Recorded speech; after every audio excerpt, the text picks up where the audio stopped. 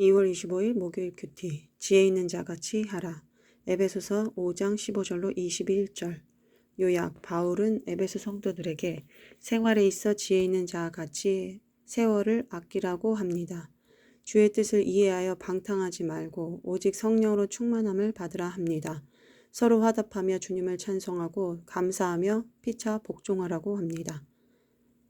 질문. 어리석은 자가 되어 방탕했던 일은 무엇인가? 세월을 아껴 구원을 위해 섬겨야 할 사람은 누구인가? 이 아침에 말씀 묵상에 집중해야 하는데 머릿속이 산란합니다. 늘 미래 준비를 강조하는 남편이 작년에 내년부터는 당신도 돈을 벌어야 한다고 하셨는데 일단 1년은 양육을 받게 해달라며 간신히 1년의 시간을 허락받았습니다.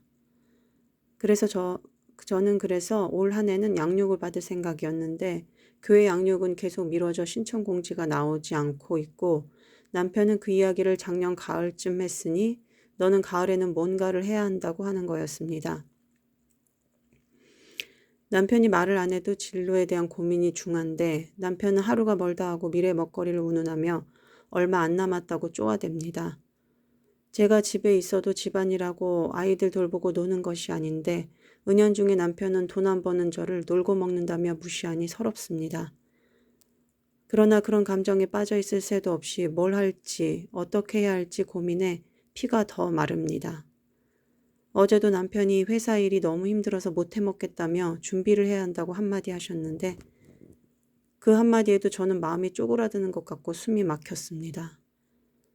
그래서 이 아침에도 그런 고민에 말씀에 집중이 안 되고 산란한 것입니다.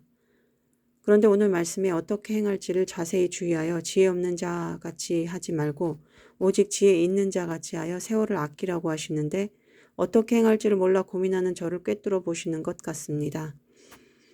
지혜 있는 자같이 세월을 아끼라고 하시는데 세월을 아낀다는 말은 아낀다가 되사하다, 속량하다라는 의미로 인본적으로 시간을 아껴 쓰라는 말이 아니라 구원을 목적으로 살라는 신본적 의미라 하십니다. 목사님이 말씀하시는 이론론이 딱 떠오릅니다. 무엇을 하든지 구원을 목적으로 놓고 할 수가 있다고 하시는데 저도 돈 버는 수단을 구원이라는 목적을 위해 할 수 있을까 생각을 해봅니다. 저는 전부터 힘든 남편을 돕겠다고 경제 공부, 재테크 공부해서 주식도 하고 있지만 한때는 또 블로그도 열심히 했었습니다. 1년간 매일같이 포스팅을 하여서 어느 정도 규모를 만들었는데 1년쯤 지나자 시들해졌고 요즘은 큐티나는 외에는 올리지 않고 내버려 두고 있습니다.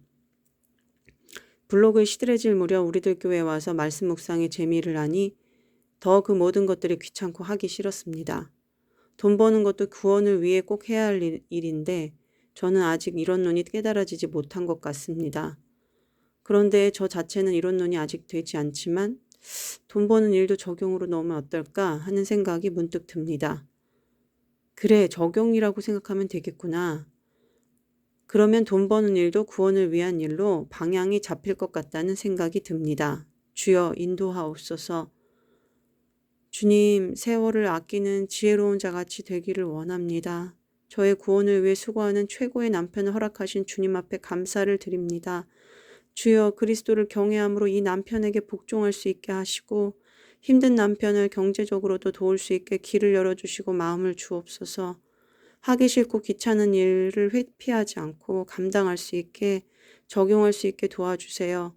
주님 연약한 저를 아시오니 불쌍히 여겨주시고 함께 해주세요.